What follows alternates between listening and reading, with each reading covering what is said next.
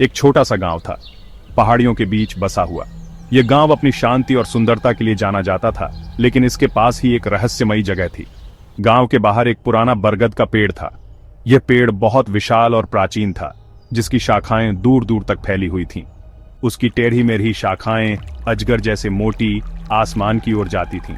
यह पेड़ अपने आप में एक रहस्य था, जो गांव वालों को हमेशा आकर्षित करता था। गांव वाले उस पेड़ के बारे में कहानियां सुनाते थे। वे कहते थे कि इस पेड़ के पास कुछ अजीब और डरावनी घटनाएं होती हैं।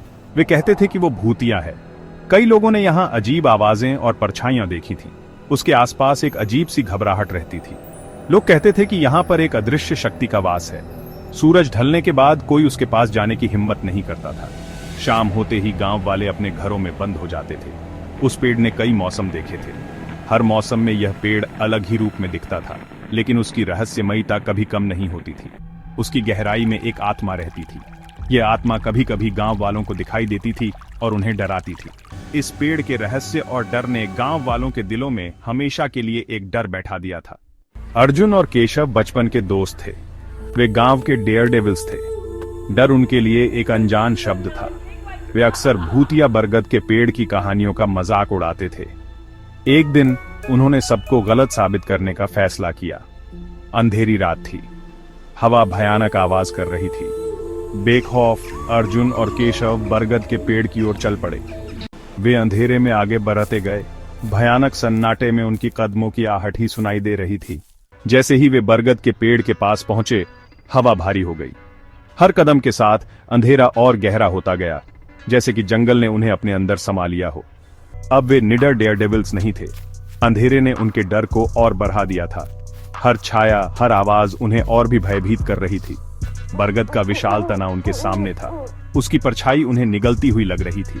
अचानक उन्होंने उसे देखा। सफेद साड़ी में एक महिला। उसके लंबे काले बाल उसकी पीठ पर बिखरे हुए थे। अर्जुन और केशव जमे हुए खड़े थे। उनका खून जम गया था। महिला करीब आ गई। उसकी दर्द भरी चीखें उनके चारों ओर गूंज रही थीं। तुम कौन हो? अर्जुन ने हकलाते हुए कहा। उसकी आवाज धीमी थी। महिला रुक गई। उसकी उदास निगाहें उन पर टिकी थीं। फिर वह गायब हो गई। डर के मारे अर्जुन और केशव गांव वापस भागे। वे बिना पीछे देखे भागे। अर्जुन मीरा के घर गया। मीरा उसकी बचपन की दोस्त थी, जो अपनी बहादुरी और बुद्धिमत्ता के लिए जानी जाती थी। हाँफते हुए उसने उसे सब कुछ बताया। बाबा विकास गांव के बुजुर्ग थे, जो अलौकिक चीजों के बारे में जानते थे। वे गांव के बाहर एकांत में रहते थे। बाबा विकास ने ध्यान से सुना जब अर्जुन ने अपनी मुलाकात सुनाई। तुमने जिस आत्मा को देखा वो चंद्रिका है, उन्होंने बताया।